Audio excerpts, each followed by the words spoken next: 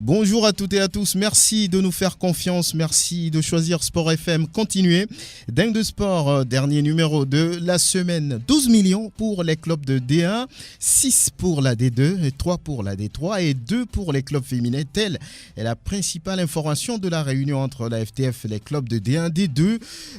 Aujourd'hui au siège justement de la fêtière. Classement FIFA, le Togo désormais 124e, classe 4 places de gagné. Togo, Nigeria, éliminatoire CHAN Total 2020. Rendez-vous ce dimanche à Kégué pour l'explication entre Épervier et Super Eagles. Nous parlons play-off avec les matchs 3, les matchs d'appui qui ont lieu ce week-end. Demain, pour être plus précis, dans le tableau féminin, on a Étoile Filante Swallows et puis du côté des messieurs, Dito modèle pour la sentence finale. Dingue de Sport invite aujourd'hui Jacques Pekemsi du www.radiosportfm.tg.com, Prosper Agbouklou qui est un habitué de la maison. Nous avons également invité les différents responsables des clubs qualifiés pour les matchs des playoffs en basketball naturellement. Et puis nous vous dirons que la vidéo de cette émission est l'affaire d'Eloma Dovon comme toujours. Et la mise en onde est assurée par Pélagie Mekoum. Je suis Franck Nounyama. Sport FM. Et voilà, donc Dieudonné qui donne le ton pour le match de dimanche entre Épervier et Super Eagles du Nigeria. Vous savez, il ne vous reste qu'à faire massivement le déplacement du stade de Kégué ce dimanche. À partir de 15h, ça va chauffer entre les Rapaces, Épervier et Aigle. Voilà. Jacques Pekemsi, bonjour. Bonjour à vous, bonjour à toutes, bonjour à tous. Angelo Folikoué, Salut de retour Franck, de la Fédération togolaise de football. Oui, bonjour à tout le monde. Hugues Vignon Atiko, oui, tout va bien. Bonjour Franck, bonjour à tous les auditeurs, oui tout va bien. Très bien, Angelo Foliko, il y a une réunion aujourd'hui entre la Fédération togolaise de football et les clubs de D1, D2 et puis des décisions importantes, des informations importantes ont été données, notamment par rapport à la subvention, c'est l'argent qui fait le nerf de la guerre.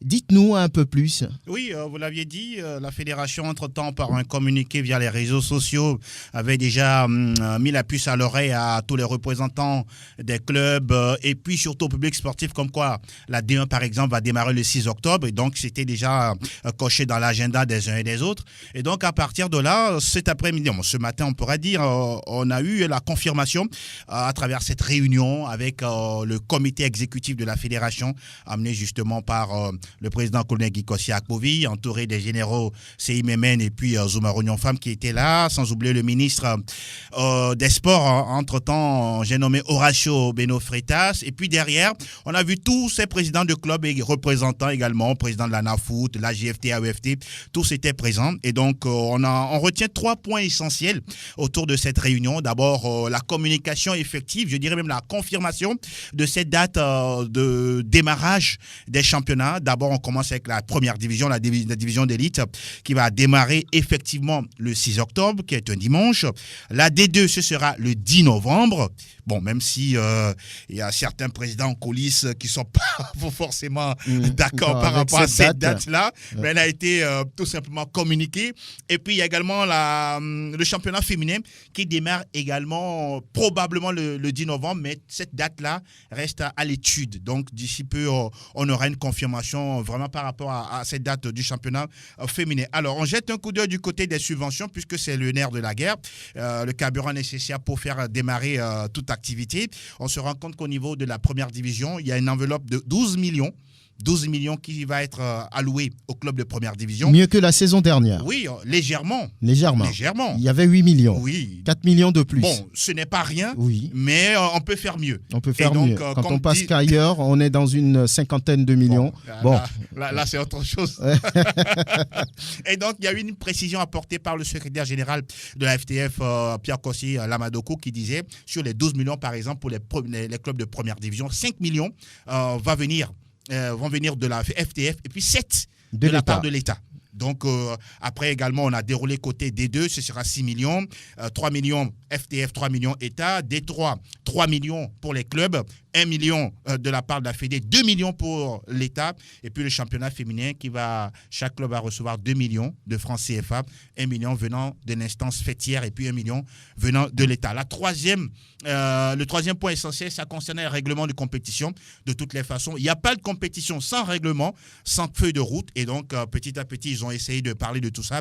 Et donc, de façon effective, même si on peut le dire de façon solennelle, les démarrages sont presque actés pour les différents, on peut dire, championnats de football chez nous au Togo. Ça veut dire que tout est fait prêt pour commencer le 6. Il n'y a plus raison de pouvoir repousser ou bien de pouvoir retoucher quoi que ce soit. C'est calé, c'est adopté. On part le 6 octobre. Oui, je peux le dire ainsi. Maintenant, au niveau des clubs, est-ce qu'on est effectivement prêt? Ça, c'est une autre paire de manches. Les licences, les recrutements, etc., etc. De toutes les façons, les clubs ont été informés. Les présidents qui étaient là, les représentants étaient tous informés. J'espère qu'ils vont en tout cas prendre les mesures nécessaires rapidement pour être à jour et que tout soit fait à partir des dates communiquées. On n'a jamais fini d'être prêt. On a remarqué dans cette réunion ou bien autour de la table d'honneur d'éminentes personnalités du foot togolais, des anciens présidents comme le général Zoumaro Nyofam, comme le général Seyi Memen et l'ancien ministre des Sports Horacio Freitas. Qu'est-ce que ça veut dire? C'est pour apporter on va dire un certain soutien à ce bureau. C'est important. Je pense qu'il faut également noter la présence du président du CNO, Kelani Azad Bayor. Oui, vous l'aviez dit, sûrement un soutien. Comme quoi, le colonel Guy Kossi Akpovi a reconnu le travail que ces messieurs ont apporté au football togolais, au sport en général, lorsqu'ils étaient en fonction. Et je pense que leur présence donne une certaine image de soutien, de solidarité au travail que fait le président de la Fédération togolaise de football. On ne peut qu'attendre que ça. D'abord, n'oublions pas que ces personnalités que vous venez de citer, ce sont des personnalités très importantes au niveau du sport togolais. Et donc, si jamais il y a quelques demandes ou quelques doléances à poser, je pense que le président de la FTF peut aussi passer par eux pour avoir autre chose, sans oublier que ces personnalités également ont servi aux destinées du football africain, ne l'oublions pas. Donc, comme vous l'aviez dit, je pense que c'est un soutien notable pour l'instance fêtière du football togolais. Jacques Pekemsi, oui, c'est clair maintenant. La date, le 6 octobre, c'est retenu, c'est calé, c'est adopté. Derrière, on a fixé les subventions. 12, cette fois-ci pour les clubs de D1, 12 millions, pas 12 francs. 12 millions, c'est mieux que la saison dernière. 4 millions de plus, 6 pour la deuxième division, les clubs de deuxième division. 3 pour les clubs de la D3. Et puis finalement, 2 pour les clubs féminins. Tout est bien réparti et on doit partir maintenant et tout est clair. Oui, tout est clair et pour moi, c'est déjà un pas en avant en pensant à rehausser la cagnotte. C'est assez important parce que c'est vrai, chaque année, il faut à tout prix penser à augmenter les choses. Maintenant, on est à l'étape. Pour moi, c'est à l'étape des promesses. Maintenant, il faut attendre que ces sommes soient véritablement attribuées à ces clubs parce qu'il y a certaines années où on a entendu des annonces. Après, on a également entendu les responsables de clubs se plaindre que la subvention véritablement n'a pas été distribuée et tout cela. Il faut que ces subventions puissent arriver à temps à ces clubs pour permettre à ces différentes formations de mieux se préparer et d'être déjà à jour dès le 6 octobre, c'est assez important. Sinon, c'est déjà une bonne nouvelle pour moi. Il faut que tout commence par bien marcher. Et pour moi, la satisfaction également, comme on le disait il y a quelques minutes, la présence de ces anciens responsables de fédération permet à ce comité qui est en place de pouvoir avoir les pieds solides et les coudées franches pour pouvoir peut-être envisager d'autres choses pour arranger le sport et le football, surtout au Togo. Vous savez, quand vous avez les anciens présidents autour de vous, vous avez peut-être du vécu, vous avez des expériences, vous avez même des contacts qui peuvent faciliter certaines négociations et tout cela à l'étranger. Pour moi, c'est bien. Il faut que le colonel Guy Akpovi et sa suite continuent par collaborer avec les anciens responsables pour permettre à notre football de pouvoir grandir. Il ne faut pas seulement venir pour dire, bon, on balaie la maison, tout ce qui était là, c'est zéro, et puis vous n'êtes que les enfants de Jésus et eux, c'était les diables. Il faut à tout prix collaborer avec les anciens. Maintenant, il faut qu'on insiste sur une chose, que cette subvention véritablement soit distribuée à temps à ces clubs pour permettre à tout le monde de mieux se préparer. Hugues Vignon Atikpo, voilà, 12 millions pour les clubs de D1. C'est mieux que la saison dernière, on l'a dit, 4 millions de plus, 6 pour la D2, 3 pour la D3, 2 pour les clubs féminins. Doit-on applaudir ou on ferme les yeux, on ne dit rien? Doit-on applaudir si on compare la subvention de cette année promise, puisque l'argent cash n'est pas déposé sur la table ce matin pour les présidents de clubs. Ça également, c'est un aspect à prendre en considération parce que l'année dernière, les clubs ont eu la suite de la subvention bien après la fin du championnat. Et je ne pense pas que ça ait servi à grand-chose parce que les clubs ont besoin des fonds pour jouer, pour faire face aux engagements et non pas à la fin. Bon, c'est vrai, considérablement 4 millions de plus que l'année dernière, on va applaudir la fédération parce que c'est un effort de plus qui a été fait parce que ce n'est jamais facile. Vous savez qu'il y a des engagements qui ont été pris de chaque côté. Il y a les engagements de la fédération, il y a les engagements de l'État. Il faut réunir tout cela pour financer les clubs. Et il faudra maintenant voir si cette subvention va arriver, parce que comme l'a dit Jacques, une chose est de mettre cet argent à la disposition des clubs. Quand on sait qu'un voyage Lomé-Dapaon pour un match du championnat vous coûte pratiquement 1 million de francs CFA, et lorsque vous faites les calculs, les clubs vont jouer pendant toute une saison en déplacement aller-retour. Donc je pense que les présidents de clubs se saignent véritablement pour faire rouler le football, même si le nom, c'est subvention. Il faudrait que cette subvention arrive à temps pour ces clubs de D1 de D2 pour faire un beau championnat. Maintenant, la balle est dans le camp de ces différents clubs de première, de deuxième division pour pouvoir mettre le train sur le rail pour que nous ayons une belle saison sportive 2019-2020. Angelo Folikoué, vous y étiez. On a parlé de 12 millions, c'est bien beau. Hugues Vignon Atikpo donnait une précision il y a quelques secondes. L'année dernière, ils sont partis sur 4 millions. Et puis, les clubs n'ont eu que la deuxième partie pratiquement en fin de saison. Or, les clubs se saignent, ils ont besoin d'argent. Est-ce qu'ils ont donné des précisions par rapport on va dire, à cette subvention? Est-ce qu'il y a 6 millions à prendre d'abord? Ensuite, les 6 millions, est-ce que c'est 5? Est-ce qu'ils ont précisé comment ça va être donné? Aucune précision n'a été donnée par rapport à la disposition des fonds.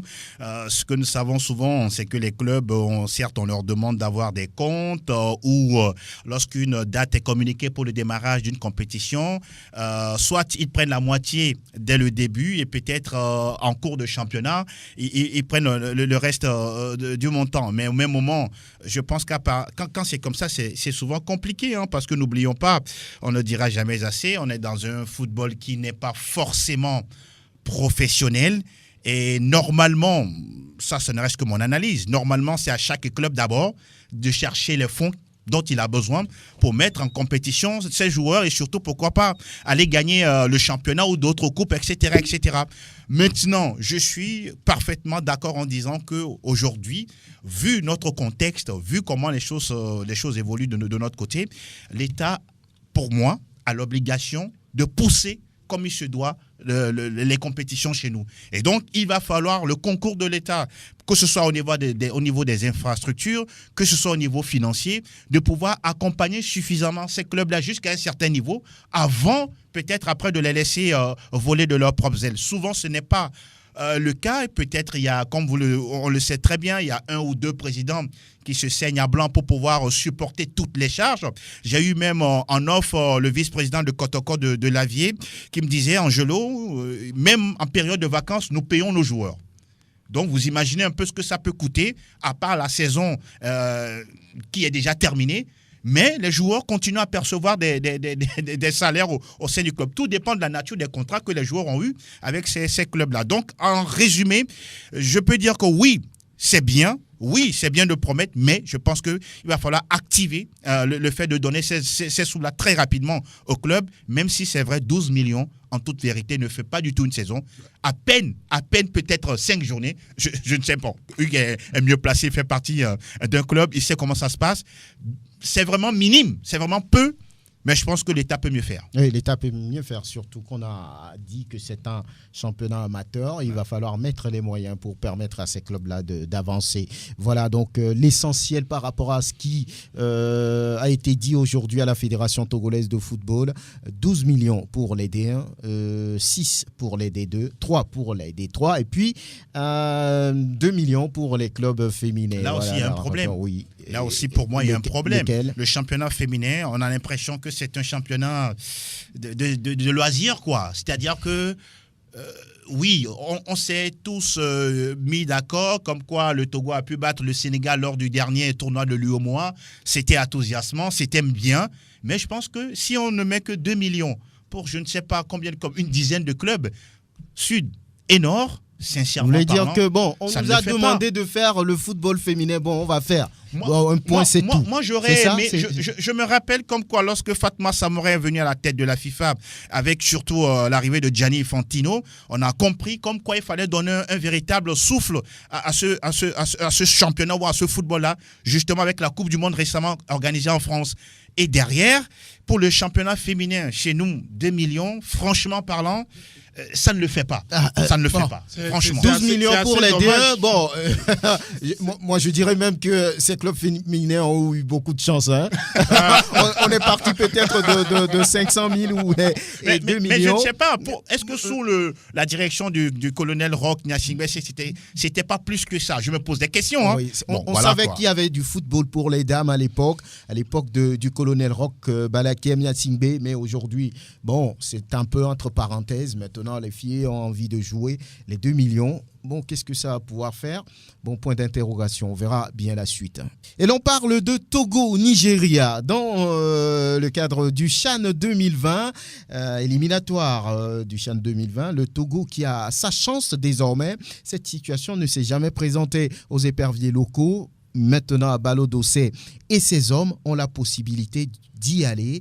Nous allons d'ailleurs écouter le sélectionneur des éperviers locaux à Balo-Dossé. Il y a 2 ans, les Béninois, ils ont été éliminés par le Nigeria comme erreur d'arbitrage, comme nous aussi on l'avait vu chez eux. Hein. Aujourd'hui, le football en Afrique, l'essentiel c'est de faire le plein à la maison et avant de se déplacer au match au retour. Je crois que les joueurs sont conscients, on en avait parlé. On a dit l'objectif de passer le cas du Bénin, après de bien se préparer. Parce que le Nigeria, ce n'est pas impossible. Je crois qu'on est à un match du CHAN, quelque chose qu'on n'a pas encore fait dans notre histoire. Et les joueurs sont très conscients, ils sont très déterminés. Et depuis que le match est fini, ils n'arrêtent pas de les appeler. Mais pourquoi pas? Ils ont bien bossé, honnêtement, sinon contre le Bénin, je pense que physiquement, on n'aurait pas tenu. On a eu une grande chance et il faut que tout le monde soit derrière l'équipe. Voilà le message de Jean-Paul Dossé à Balo. Tout le monde est derrière cette équipe, monsieur le sélectionneur. Vous pouvez être sûr. Les éperviers sont soutenus par le public sportif. Et la preuve, vous verrez dimanche au stade de Kégué. Hugues Vignon-Atiko, tout est fin prêt. Oui, sur le plan organisationnel, tout est fin prêt pour ce match très important dimanche. Un match qui est beaucoup plus important que le match du premier tour Togo-Bénin. Parce qu'on a vu une certaine mobilisation du public sportif pour pousser les éperviers à la victoire face aux écureuils locaux. Mais je pense qu'aujourd'hui, le public togolais doit faire plus. Parce que moi, je dis que c'est véritablement un ogre du continent qui se dresse sur la route des éperviers. Et quand on voit le Nigeria, quand on connaît la taille du football nigérian, on connaît les clubs nigérians qui fournissent la plupart des joueurs qui évoluent dans cette compétition. Je crois qu'il y a matière à réfléchir. Mais c'est un match, c'est 90 minutes. Je pense que les éperviers ont leur chance et les éperviers auront véritablement besoin du public sportif togolais dimanche pour au moins prendre une belle option avant le match retour le 18 octobre prochain. Maintenant, si les éperviers ont besoin du public, à nous aussi de jouer notre partition. Quant à ce qui concerne l'organisation, Je pense que dans l'ensemble, l'organisation a très bien évolué cette semaine. Il est aussi prévu, et c'est l'une des rares fois conscient que il faudra véritablement mobiliser beaucoup plus le public. Eh bien, on organise demain samedi une grande caravane à travers les artères de la ville de Lomé pour encore pousser, susciter une certaine émulation au niveau du public sportif togolais pour ce match, parce qu'on est conscient que le Nigeria, ce n'est pas quand même un foot de guerre, mais le Nigeria reste quand même une grande nation du football sur le continent, même si nous sommes à l'étape du CHAN, à l'étape des Super Eagles locaux. Mais il va falloir que le public puisse pousser véritablement les éperviers à la victoire. Les tickets seront déjà en vente à partir de demain au niveau des points de vente. Donc le public sportif est convié à aller chercher le pass d'entrée. Point de vente où, par exemple? Ou par exemple au niveau de la boutique Sergio, au niveau de Nopegali, au niveau de Télésport. Et bien évidemment, je crois il y aura aussi un point de vente au niveau de Sport FM pour que le public puisse venir chercher les passes pour soutenir les éperviers dimanche au stade de Kégué pour que ce match très important, parce que j'estime que notre qualification, nous devons pas aller chercher ça au Nigeria, mais déjà, nous devons faire 70%, jouer 70% de nos cartes ici à Lomé avant le match retour au Nigeria. Prosper Agbouklou, bonne arrivée. Merci. Black and white, couleur de cet après-midi. Oui, c'est ça. Ça veut dire quelque chose? C'est tout un symbole. Lequel? Il est chargé dans le cœur. Oui, Togo, Nigeria, c'est dimanche. Tout le monde dit qu'il faut faire la plus grosse partie du match ici en se donnant toutes les chances avant le match retour. Il parlait de 70% réalisé ici face au Nigeria pour se donner toutes les chances de pouvoir jouer pour la première fois le CHAN. Oui, nous sommes à quelques jours de cette rencontre-là. Oui, on attend tous le moment venu, arriver plus tôt. Et ce moment-là, petit à petit, même à pas de tortue, arrive avec beaucoup, pour moi, d'incertitudes par rapport à la préparation, aux préparatifs qui ont été faits au niveau donc des éperviers. Vous vous rappelez, après le match contre le Bénin, Abalo a parlé des matchs amicaux. Quel match amical a été fait jusque-là? Est-ce que l'état de forme des joueurs, même s'il dit qu'ils sont déterminés, la détermination, ce n'est pas dans la bouche, c'est sur le terrain. C'est dans les préparatifs qu'on trouve cette détermination. Après pratiquement 2 semaines à l'île Maurice, quand Abalo est revenu, on m'a dit que l'équipe a été regroupée.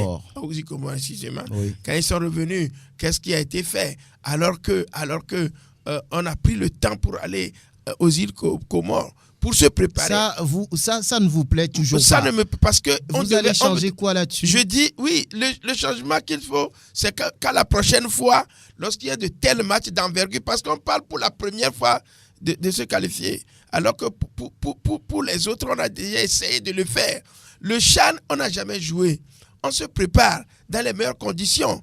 Vous allez me dire que c'est l'entraîneur adjoint du Nigeria qui a accompagné le Nigeria. Bon, le Nigeria n'a pas fait les préliminaires de la Coupe du Monde, c'est vrai. Mais est-ce que au moment où nous étions tapis un peu à la maison, les Nigériens ne se préparent pas très bien? C'est ça le problème. Moi, je ne suis pas contre le fait que quelqu'un est allé à l'île Maurice. Non, mais c'est les préparatifs. Pour dimanche maintenant, qu'est-ce qu'il faut? C'est ça, il faut que je vois l'état de forme vraiment de l'équipe là,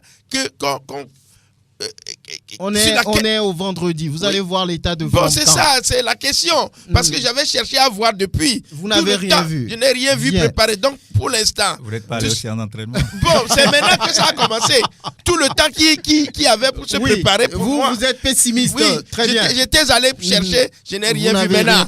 Toute la prière, c'est que vous allez trouver la réponse dimanche. Que les joueurs choisis soient soutenus par un public, que nous les soutenons, qu'ils transcendent, qu'ils aillent au-delà même du concept même de l'acceptation pour pouvoir gagner ce match contre le Nigeria. Angelo Folikoé, oui, Abalo Dossé, dans sa réaction, a dit quelque chose d'important. Il faut que tout le monde soit derrière cette équipe nationale. Ce n'est ni l'affaire de Jean-Paul Dossé à Balo, ce n'est ni l'affaire des joueurs, ce n'est ni l'affaire de X ou Y, c'est juste le Togo. C'est une bonne communication, mais derrière, je voudrais que lui-même également soit assez conséquent avec lui-même en faisant des choix aussi bons. Vous pensez qu'il a déjà échoué dans ses choix? Ce sont des choses qui arrivent, hein. Que sont même son mentor ou bien son patron, oui, son patron également Leroy, voulez-vous dire, fait des choix par moments fantaisistes et derrière on voit les résultats. Maintenant, c'est vrai, le public sportif, lui, sera toujours là parce que c'est l'équipe nationale, c'est l'emblème national c'est pour toute la nation, ce qui est bien. Il a inauguré, je peux dire de fort belle manière, le stade de Kégué avec cette victoire déjà face au Bénin. Et je pense que face au Nigeria, c'est une possibilité. Cette équipe a la possibilité de renverser le Nigeria, même si c'est vrai, de par le passé, de par les superlatifs, on le qualifie d'ogre, de géant d'Afrique, etc., etc. L'aspect qui est peut-être pour moi le plus inquiétant pour les joueurs togolais, c'est l'aspect physique.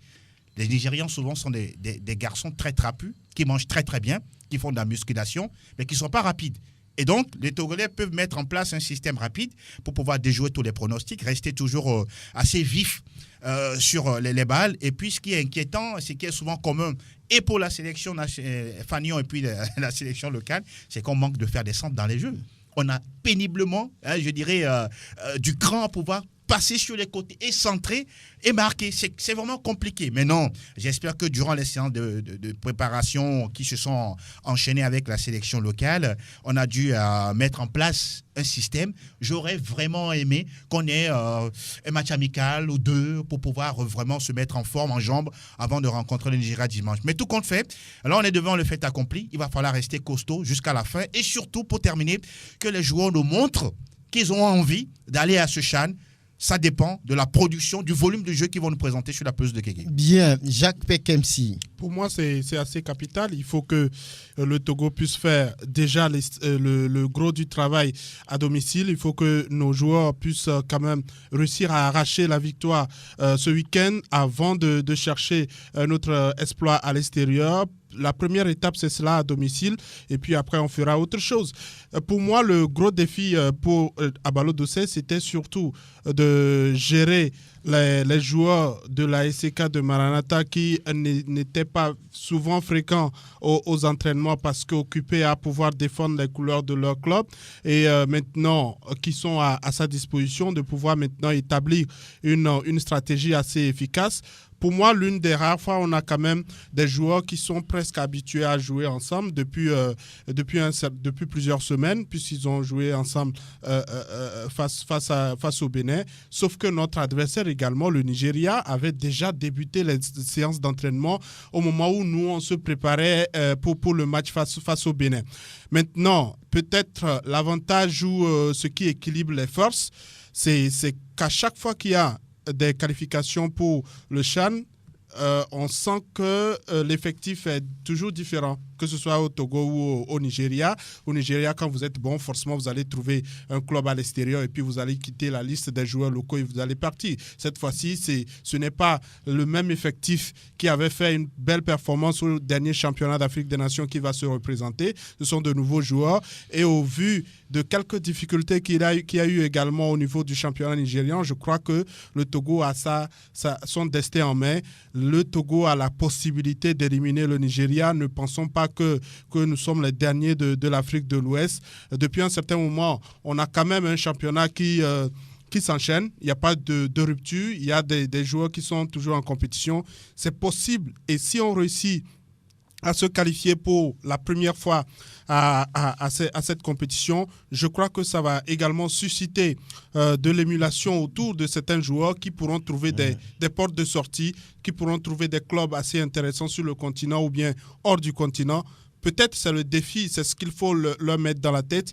Il faut qu'ils puissent arracher cette qualification parce que leur avenir également en dépend. Oui, Hugues Vignon-Atiko, vous êtes dans l'organisation de ce match. Le dernier mot vous revient.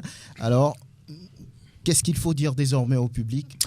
Avant d'adresser le message au public, les Nigérians sont depuis hier au Togo. Et c'est quand même une équipe assez bien bâtie. La corpulence, comme l'a dit tout à l'heure Angelo, c'est quand même des joueurs assez trapus. Et moi, je pense que nos joueurs doivent avoir... ils ont bien mangé et bas. Véritablement. Ça, ils appellent ça chez eux. doivent avoir... une façon de jouer demain, dimanche, face à cette équipe des Super Eagles du Nigeria. Étant colosse et étant bien trapu, il faudra vraiment éviter les balles aériennes, et jouer sur des phases de transition et les phases de transmission rapidement pour essayer quand même de surprendre cette équipe. Tout cela se crée dans les matchs amicaux, dans les exercices, parce que là, les seuls entraînements ne remplacent jamais. Oui, malheureusement, on n'a pas joué assez de matchs amicaux, mais je crois et j'ai confiance quand même à ce staff technique qui pourra quand même donner les bases quand même de cette équipe des éperviers pour la victoire. Au public sportif togolais, la mobilisation doit être plus grande que ce que nous avons vu lors donc, du match Togo-Bénin pour le premier tour. C'est vrai que les Nigériens n'ont pas joué la phase éliminatoire. Donc, certainement, aussi, ils sont aussi dans l'inconnu pour cette compétition du CHAN. Donc, les Togolais qui ont déjà franchi l'étape du tour préliminaire sont dans une certaine dynamique qu'il faudra conserver face donc, à cette équipe du Nigeria. Donc, le public est appelé à sortir massivement pour soutenir cette équipe des éperviers à la victoire. Et il faudra le faire du début jusqu'à la fin. Il ne faudra pas être découragé, il faudra le faire. Il faudra faire confiance quand même à cet effectif de Jean-Paul Abalo-Dossé. Et on espère qu'il y aura de mieux. Ce qui est important, c'est parce que cette compétition, comme l'a souligné Jacques, ce sera une première fois si le Togo se qualifie que nous jouons cette compétition. Il y aura aussi une vitrine pour nos joueurs au CHAN Cameroun 2020. Alors pourquoi pas ne pas se qualifier? Pourquoi pas ne pas nous qualifier et surtout ouvrir d'autres perspectives pour nos joueurs? C'est important et j'espère que les éperviers feront le nécessaire dimanche prochain face au Nigeria. Surtout que nous allons faire le déplacement lors du match retour. Il faudra déjà maximiser à l'aller. Vivement. Et merci. Parlons quelques minutes du nouveau classement FIFA avant de parler basket avec les matchs 3 des playoffs, le match d'appui pour départager d'un côté Étoile Filante et Swallows dans le tableau féminin, puis de l'autre Dito Model dans le tableau masculin. Alors, le nouveau classement FIFA, pas gros changement, hein, mais le Togo a gagné 4 places. Prosper Agboklou, oui, ça vous fait sourire ou vous continuez de grincer les dents?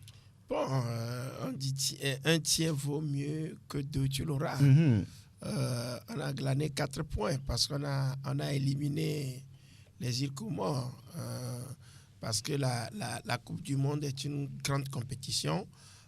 Donc, quand vous arrivez à tenir les Comores pour les avoir battus au match retour, je crois que c'est une bonne chose dans la mesure où le Togo doit chercher à progresser.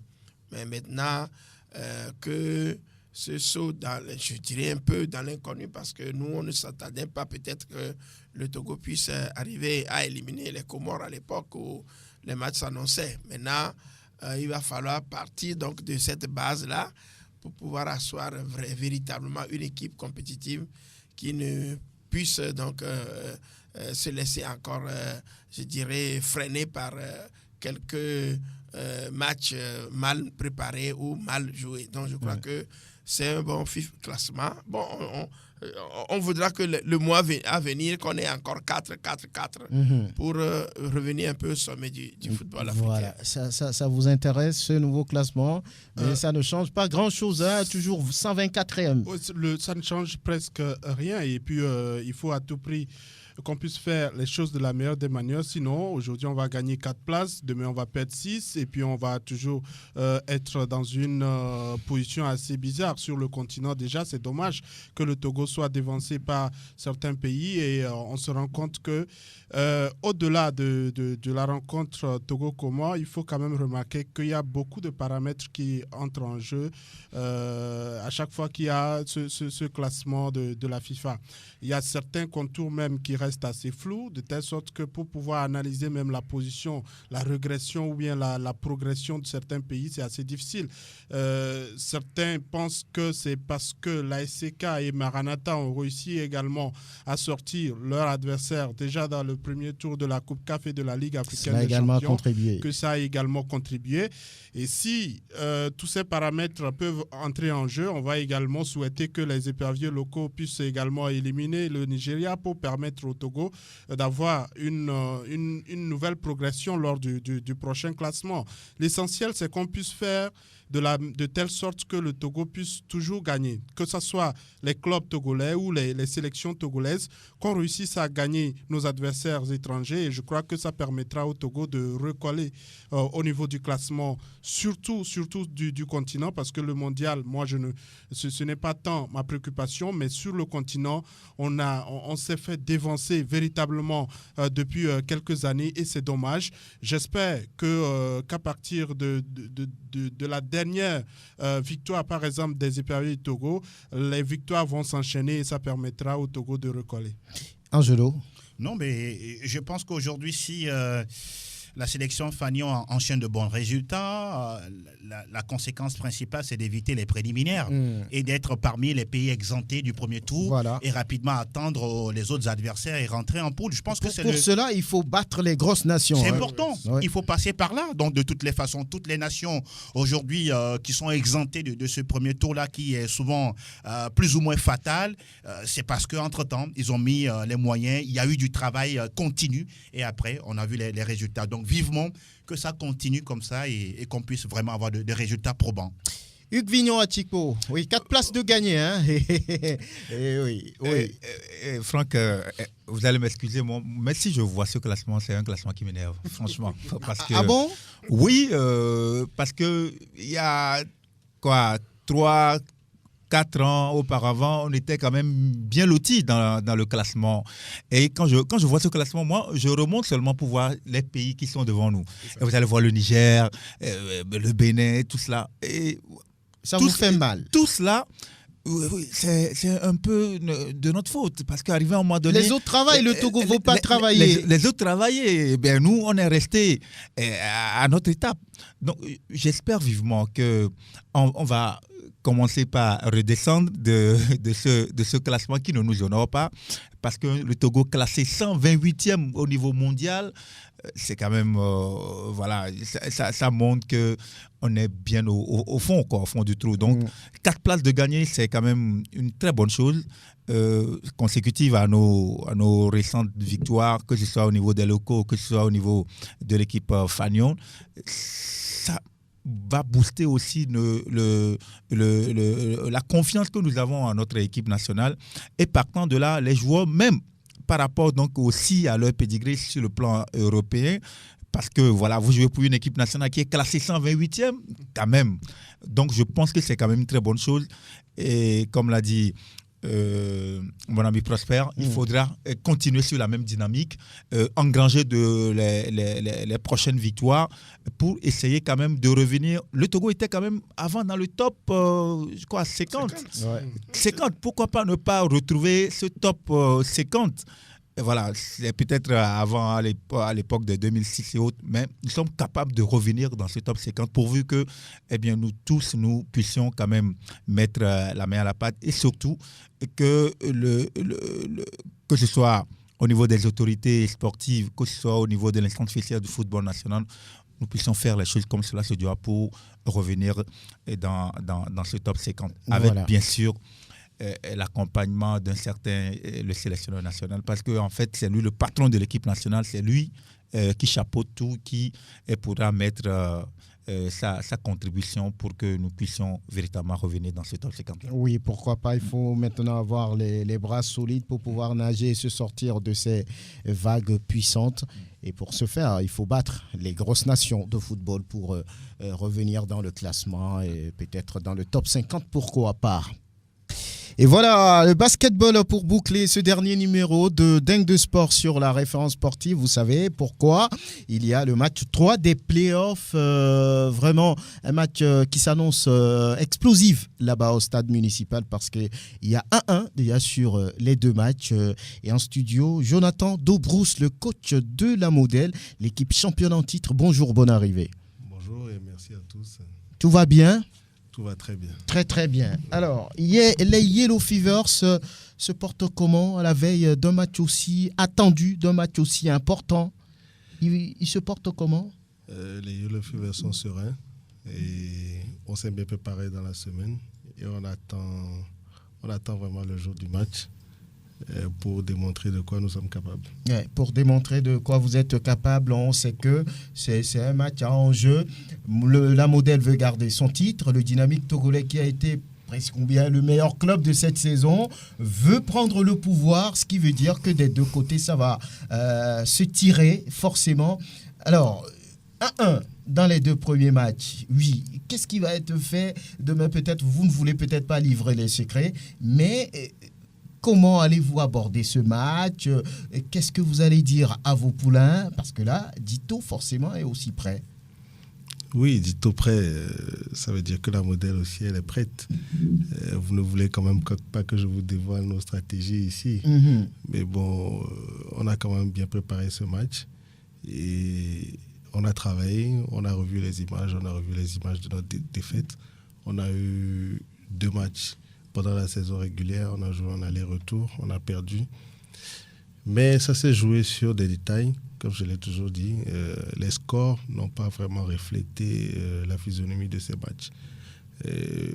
Et donc, on a beaucoup insisté sur ça, sur nos petites erreurs qu'on a eu à faire durant ces matchs, pour pouvoir venir à bout de cette équipe de Dito le dimanche dernier.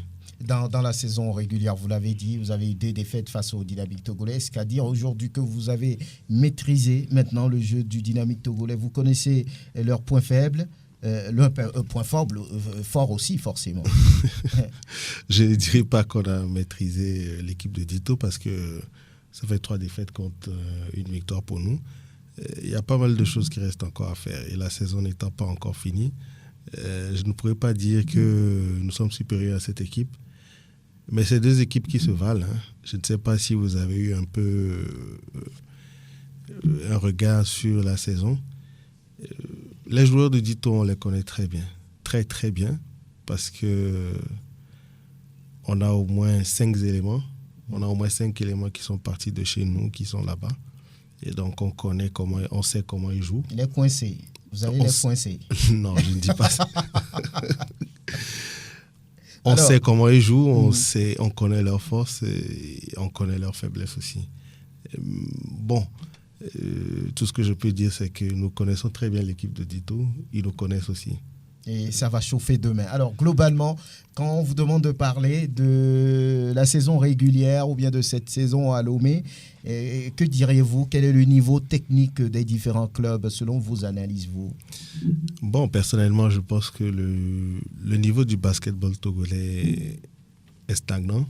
Ça n'évolue pas. Ça ne descend pas aussi. Ça ne descend pas aussi. Mais ce que je peux dire de plus, c'est que Dito a apporté un petit plus. C'est-à-dire que les années précédentes, c'était Modèle, étoile filante en finale, Modèle Swallows, Modèle étoile filante. Mais aujourd'hui, nous voyons autre chose. Il y a une équipe qui nous donne du fil à retordre. Et ça fait bien. Et c'est bon pour le public sportif togolais, les amoureux du basketball, de voir autre chose. Et je ne dirais pas à ceux qui veulent voir tomber la Modèle que ça sera cette année, mais bon, nous allons défendre quand même notre titre. Jusqu'au bout. Jusqu'au bout, oui, voilà. Comme le dit notre slogan. Vous avez envie d'envoyer un message à vos supporters, peut-être? Oui, j'invite le public sportif togolais et en particulier les amoureux du basketball à venir, à faire massivement le déplacement du stade Omnisport pour venir nous suivre. Ça sera une belle finale. Et surtout dans le fair play et que le meilleur gagne. Rien à dire. Je viendrai même voir ce qui va se passer demain parce que ça s'annonce très intéressant. Dimanche, voilà. C'est dimanche ou demain? Sur cet aspect, je ne saurais vous répondre.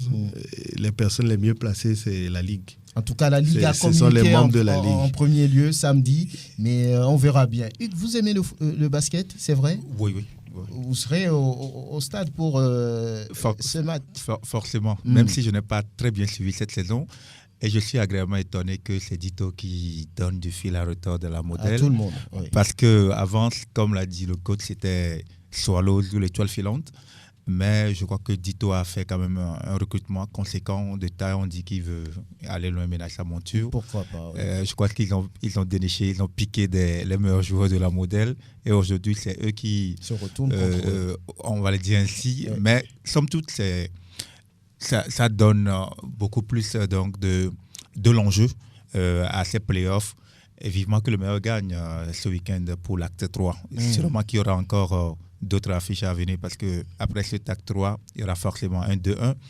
Et il y aura... le championnat national. Le championnat national. Vous Voilà. voulez essayer Moi, 30 secondes? Moi, j'étais un ancien joueur de basket. On sait, vous avez fait tout. C'est une vous avez faute. joué au football, Non, c'est une faute basket. qu'on avait faite sur moi et j'étais obligé de raccrocher toute ma carrière. Même donc, chose pour le football. Dans tous les cas. Même au volley, même au hand, on vous connaît pour ça. Dans tous les cas, je voudrais appeler donc, le public sportif. C'est dommage qu'on ne sache pas véritablement si la finale c'est samedi ou dimanche, mais il faudrait que ça soit clair d'ici quelques heures pour qu'on puisse véritablement appeler le public sportif. Il faut que le public, tous ceux qui aiment le basket, puissent aller admirer du beau jeu. Quand vous voulez du beau jeu, il faut vous déplacer pour voir les meilleurs. C'est important. Oui, Jonathan Dobrousse doit savoir quel jour il joue. Aujourd'hui, c'est vendredi. Je vais faire une petite précision. Ce matin, nous avons vu circuler sur les réseaux sociaux un courrier de la Ligue qui reporte le match dimanche. Et jusqu'à l'heure où je vous parle, en studio ici, nous n'avons pas reçu de courrier officiel. Donc on considère que c'est pour samedi. Pour que nous, à la modèle, nous donnions notre position par rapport à ce report. Mais pour faire une petite intervention par rapport à ça, dans aucun sport dans le monde entier, on ne reporte une rencontre à 24 heures de ce match-là. Je ne suis pas sûr que c'est fait.